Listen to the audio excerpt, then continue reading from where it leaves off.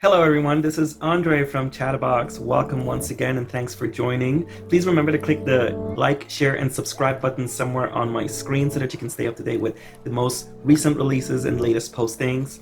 And thanks again for being here and all of your support. So, the presidential election finally happened. No more suspense with regards to that part of the whole thing. Now we have other things hanging up in the air now. It's making sure that the results are certified and that it's experiencing its challenges on their own side there. The other party does not want to accept the results, and Mr. Man himself does not want to concede. Whole other bunch of drama going on right now. And everybody in the Brother is covering that, so I'm not going to.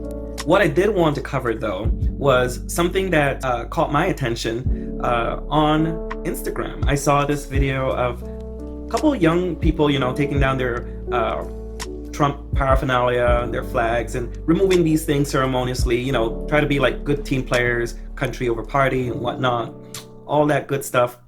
Now, when I saw that, I said, yeah, that's good, but instantly my reaction was not the most kumbaya one I could have had, to be completely honest. So this is what I posted on that video. This was my comment.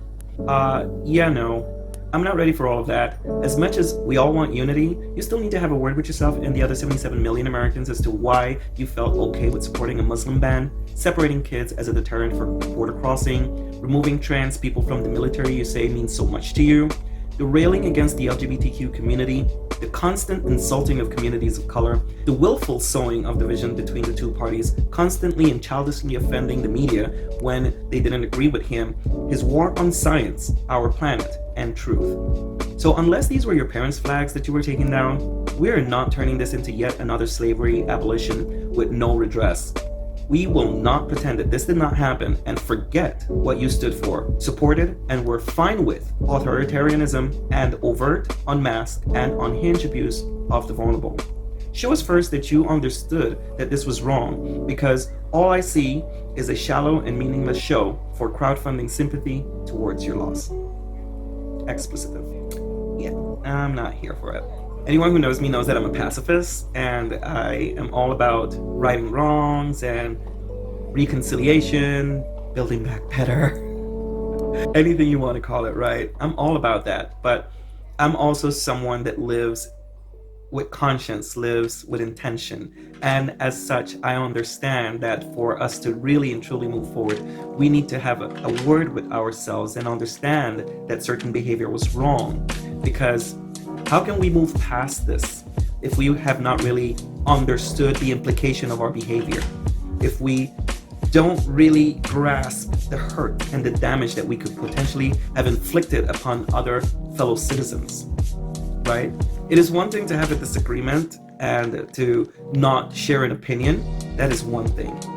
But this was not only about politics, as another political commentator once said not too long ago. This was more about an expression of a feeling and an emotion that you went along with. It is one thing to have voted for him back in 2016 when you bought into specific parts of his rhetoric that he was supporting things that meant something to you, about bringing jobs back, being tough on China, about, America first, and all those things that in it and of itself aren't bad, right? So even though for me, character is super important, and based on those other very heavily flawed parts of the character that I was seeing, said, nope, this is not the guy for me. While I didn't justify, I could understand the reason why someone else would say, you know what, we need someone that is tough on all these issues and then is gonna bring my jobs back, because middle America was decimated. That is all fine. And I understand it.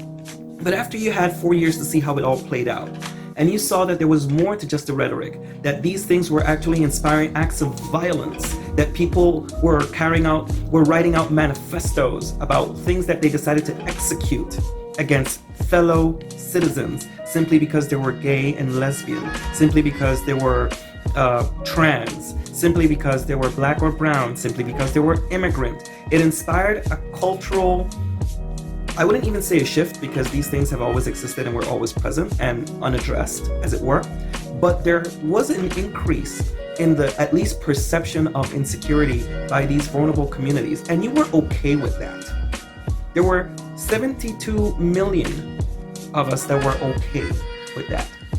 Didn't only say we were okay with that, but we voted for it. We conscientiously went out of our way to support it, to ratify it, to say, yes, I want a second term, or even a perpetuity, as many of them were talking about, of this. This is the America they wanted to see.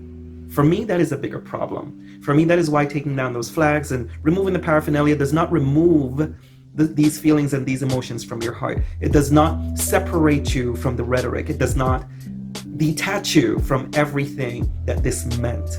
So as far as I'm concerned, I thank you for being a good team player, but this is not a game. For a lot of people, this is not a sport. This is human life. This is the dignity, the well-being of people that were being constantly bashed and jeopardized because of a simple Trump flag that was hanging out there, terrorizing Black and brown and immigrant kids that would walk by it in your neighborhood. This was a lot deeper than just removing something and say that, hey, the pestilence is gone. It's not. These feelings are still there, and I demand that these feelings be dealt with. I expect that these feelings are analyzed, that you sit down and have a word with yourself and say where this came from. If you really feel that way, then there's a lot more work that needs to be done. And, I'm not sure that your friends and families could probably help you with that. But for the rest of us that understood that this was unbecoming behavior in every way, shape, and form, we also need to be cautious of what this means, because not everyone is as crass but direct and lack of circumspection as Donald Trump is. There will be one day someone well-polished, well-dressed, very good-looking, charming, charismatic, intelligent, well-spoken, that will keep his or her cards close to their chest and actually carry out all of these things that are so destructive and damaging, and do so wonderfully. And if we're not alert to these traits of character, we will think that this is a good person, and even us that today disagree with the president that hopefully is on his way out may vote for someone like that. There's a lot of work to do. That is what I'm encouraging people to do. That is why I created this channel, because I really believe in working things from the ground up, creating the proper foundation so that we prevent these things from happening again. So unless we look at it in its face and call it by its name and see it for what it is, we can't really fix the problems in the foundation. And we are setting ourselves up for something like this happening again, or even worse, and probably a situation where we may not recover from. Don't want to leave this on a doom and gloom negative note, but it is important for us to address these things and to have a word of conscience with ourselves, with our families, and with our friends. On a positive note, I also want to say that I feel that a lot more people are a lot more engaged with politics and with their society, and the pandemic has probably helped in that, where we are slowing down and we can actually absorb what is happening. So that is probably a positive. And I want us to continue doing that, because this is not the end. This is probably just the beginning. And it is up to us to decide what kind of beginning we want to make of it. So that being said, that's all I have for now. Thanks again for joining. And please remember once again to click, share, like, and subscribe so that you can stay tuned. And as always, let's all chat about it. Take care. Stay safe.